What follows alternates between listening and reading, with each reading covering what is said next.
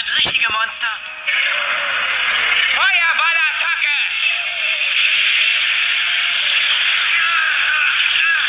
U opisu videa gledajte Yu-Gi-Oh! Duel Monsters ili Masters. Na klar, und wie? Los, Yugi!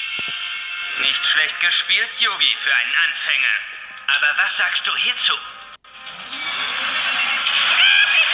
Sagi, Clown der Dunkelheit, aber diese Karte hat doch kaum Angriffskraft. Richtig, dein geflügelter Drache hat 1400 Angriffspunkte. Mein Clown der Dunkelheit dagegen nur 600, aber wenn ich ihn mit dieser Karte hier kombiniere... Oh, eine Zauberkarte! Ja, der Negativenergiegenerator verdreifacht die Angriffskraft meines Monsters. Clown der Dunkelheit, Attacke mit schwarzem Blitz.